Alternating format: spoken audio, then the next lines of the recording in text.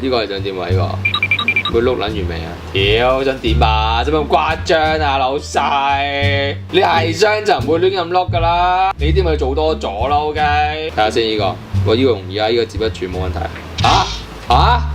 屌喂！屌你！喂，大佬啊，你唔好守龍門啊，守廁所算啦，好唔好啊？哇！呢個犀利喎，呢個！屌你好似兩個白紙仔咁樣轉嚟轉去咁樣，屌！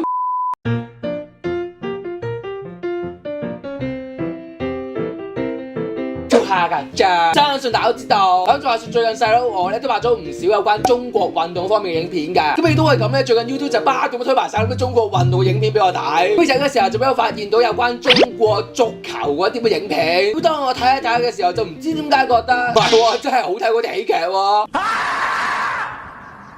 咁唔知道大家有冇聽過一個中國足球嘅笑話？即係講到話有一個人咧，咁因為車禍就變咗做植物人。咁當佢瞓喺醫院嘅時候咧，咁個電視突然間就播咗啲中國足球嘅直播。咁而且嘅時候，咁嗰個植物人居然可以自己好翻，然之後仲起咗身，跟住熄咗部電視㗎。咁好啦，咁我同大家開心 share 下咁嘅中國足球幾咁犀利啦。咁同埋想就住呢件事分享下我對中國足球一啲個人睇法嘅 ，OK？ 咁好啦，佢表演前咧，如果將條片 like 出，今日 subscribe 出或者咁冇人知我㗎。如果你想你覺得點樣防 follow IG J 唔 J？ 咁我哋咩即刻開始。好啦，咁想睇下呢個先。喂，咩事啊？喂，睇一次先啊。個守門員接唔到波啫，等我再睇落去先啦。哇！呢個真係一係佢有反應遲鈍，即係個波走咗佢先鏟過去；一係咧咁佢就真係明顯咁樣特登鏟嗰人隻腳嗰度嘅。OK， 再睇下先啊！哇！喂，開個角球開成咁，你不如唔好踢波啦，好唔好啊？喂，搞咩嚟？睇下先。喂，等下先，咩時候喂？咩你話？點解嗰個守門員可以跑出嚟接波嘅？喂，到依家真係開始有啲懷疑緊，佢哋有冇真係訓練過嘅？真係。做咩呢個？睇下先。哇，好勁！咩時候喂？瞓低咗嘅？哇！哇！哇！大佬啊，你 make sense 好冇啊？個波喺上面抌落嚟，你用個頭頂噶嘛？邊有人用隻腳一嘢踩過去㗎？即係所以你話中國足球有陣時啲嘢係咪真係估你唔到咧？嗱，佢後尾係俾人配咗黃牌嘅，但係你睇佢啦，佢仲係喺度強詞奪理緊嘅。睇下先，喂，呢個邊個嚟㗎？喂，我邊個嚟？喂，點解個漢堡包真係走啊？喂！係嘛？我搞咩嚟啊？你中國足球球員係咪真係咁缺嘅啫？嗱，咁我上網就特登揾過嘅。咁呢個肥仔咧，喂，原來個來頭都唔細嘅喎。嗱，咁佢就係一個吉林嘅投資人啊，徐廣南。唔怪之啦，原來係金獎。我知，但係你好地睇個足球隊無啦啦揾呢啲咁嘅金豬落場踢波，我就覺得有啲兒戲啊。睇下先嚇。哇，咁都得？唔知大家都唔入個屌都係廢。睇下先呢個。喂，唔係啊嘛？喂，咁緊都唔入，喂，有冇搞錯啊？喂，呢個波好都入啦，係咪啊？你 can 推入咯喎，唔使撳啦。哇，搞咩嚟啊？喂，哇，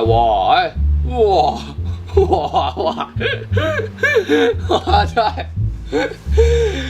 我真係睇啲中國足球咧，唔知點解咧，即係個腦海入邊不斷咁諗起一個畫面嘅喎。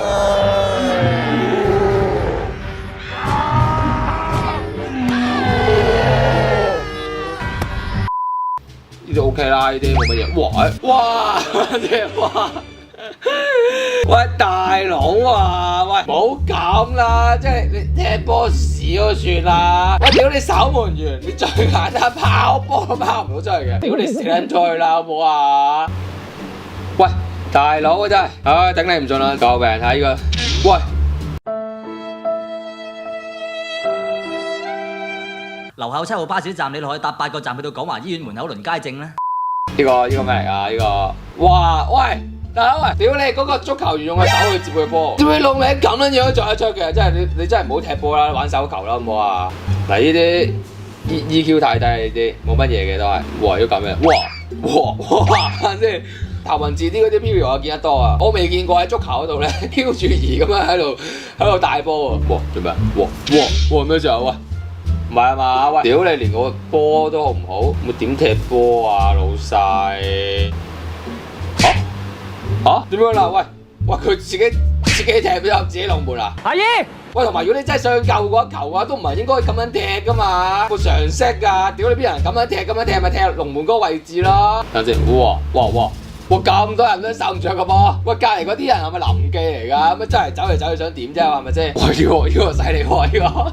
屌你好似兩個白痴仔咁樣轉嚟轉去咁樣，屌！唔係呢個假動作係勁啊，假到咧連自己都啱埋。呢個做咩咧？佢又玩假動作，屌你老味！喂，你唔係勁就唔好玩啦！屌你好地地咁踢波咪算啦，係咪啊？呢個係想點啊？呢個會碌撚完未啊？屌想點啊？做咩咁誇張啊，老細？你係傷就唔會亂咁碌噶啦，你啲咪做多咗咯 ，OK？ 睇下先呢個，喂呢個容易啊，呢個接得住冇問題。屌喂！屌你！喂，大佬啊，你唔好守龍門啦，你守廁所算啦，好唔好啊？哇，等下先 ，OK 喎，呢個守門員 OK 啊，接到呢一球，唔錯唔錯。點會咁？點會咁㗎？你老味，你唔係接個波嘅咩？點解接個波推咗我自己龍門度啊？睇下先呢個，會做咩啊？我地下應該有水落雨嚟嘅，因為啲水花出咗嚟，搞咩嚟啊？喂，大佬喂，喂，做咩啊？喂！屌，喂！大家搞咩嚟啊？一落完雨之後，全部人唔識踢波咁樣嘅，即係就算冇落雨咧，都係唔識啦。之但係落咗雨咧，就更加凸顯到佢哋唔識踢波咁解啫。跟住呢個，喂，呢個直情係連個守門員都出埋嚟踢波添喎。唉，仆街！做咩啊？屌你喺度跑步啊！哇！喂，大佬，我想點啊？啲 EQ 唔好咁低得唔得啊？唉，所以你話即係點解咁多人都話中國足球唔掂咧？踢人屎忽都有嘅，咁 B 嘅，屌你老味！喂，屌你個波喺人哋前面，你踢人哋屎忽做乜嘢啫？隔山打牛啊！依家睇下先，呢個傳波，誒得喎，掂，應該冇死啦！屌你一個人啫喎，喂，老公，喂，師傅，歡迎收看 VS Media，我是戴斯尔苏，我是风狗编，周一至周五每天中午12點，小编造口业陪你聊聊最熱門新聞，每天直播在線等你哦，拜拜。咁我啱頭先同大家開心 share 咗一啲中國足球啲精彩片段啦，咁接住嚟想同大家講下，咁究竟我對呢啲咁嘅事嘅個人睇法係點嘅咧？咁事先聲明，我本身咧就唔係話好中意足球，甚至係冇乜點留意足球比賽嘅一啲人嚟嘅。咁我只能夠作為旁觀，即係同大家講下，究竟中國嘅足球點解咁戇鳩咧？係咪屌？戇鳩啫？點解淪落到咁嘅咧？咁首先就係我覺得中國足球之所以踢到成係屎咁樣咧，其實同國家政策都關係嘅喎。咁隨住中國改革開放之後咧，咁中共就開始實行一孩政策，規定所有家庭咧都只能夠生一個仔。咁所以正話咁樣，好多時啲家庭都會將所有嘅資源投放落呢個仔身上，即係就嚟係幫佢報啲咩補習社啊、英文進修啊、鋼琴啊、小提琴等等啊，即係希望佢將來可以好嘅發展，甚至係能夠作為家庭上面嘅經濟支柱。咁所以就令到中國喺一個時期咧，足球運動員咧就越嚟越少。所以嘅情況之下咧，你中國足球發展條撚咩？人都冇乜幾個啦，係咪啊？收皮啊你！第二就係我覺得中國足球咧係一種先天性嘅缺陷。嗱，首先你要明白足球咧係一個多人嘅運動嚟㗎，咁所以亦都係好講求 teamwork 呢一個字 ，OK？咁中國人咧就係缺乏 teamwork。嗱，咁因為頭先都有講過啦，咁以往受咗一孩政策一個問題，咁所以以往中國一直出現好多所謂嘅三人家庭。咁而班中國小朋友長期喺啲咁嘅家庭環境成長嘅情況之下咧，咁佢哋又點樣培訓 teamwork 咧？咁再加上就喺學校教育方面，咁其實如果喺身邊有啲中國朋友仔嘅話，你都會知道，即係當你試過同你做 project 嘅時候，你就會發現，即係佢哋係會將佢哋嗰 part 做得好好，但係佢哋好似唔係點你成個 project 究竟係點樣？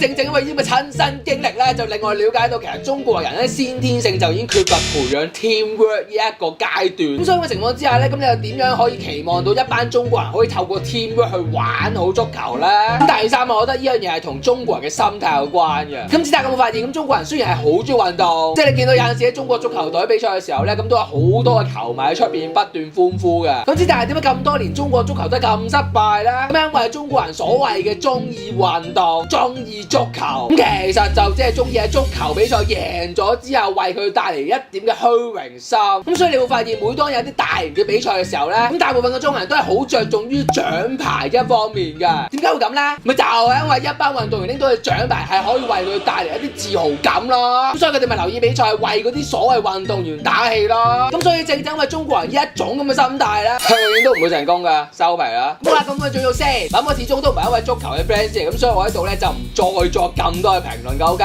即係希望我講啲觀點咧都能夠拋磚引玉，咁令到大家可以討論究竟中國足球失敗嘅真正原因係咩咧？咁啊，最後啦，睇完啲片之後咧，咁就另外有一個好大嘅啟發，咁就係今日我只會決定每一次中國足球隊比賽嘅時候咧，咁我都買佢 shirt，咁相信過咗3、5、7年咧，咁應該會發達噶啦。咁好啦，咁最後啦，咁唔知大家對呢件事點樣睇咧？咁有興趣中意不妨下邊留言分享啦。咁好啦，咁多一句，如果將條片俾 like share， 今日subscribe 咗冇 WeChat， 撳埋鐘仔，新年嘅收睇，拜拜。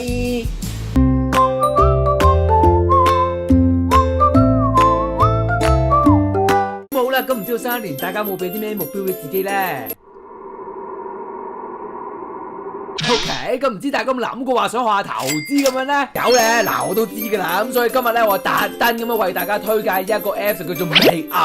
咁微牛其實係一個簡單方面嘅投資 Apps， 而且仲要係零佣金、零平台費，甚至係零會員費。再加上就話由即日開始，新嘅用戶咧係可以享有新年嘅限時優惠。只要你經過嘅專屬連結下載微牛 Apps 完成開戶，喺60日之內維持1萬蚊嘅港幣全部，以及買一筆美股嘅話咧，就可以即刻拎走價值1000蚊嘅美股喎，亦即係話免費送1000蚊俾你喎。咁所以，喂，你仲唔即刻下載然之後開會拎？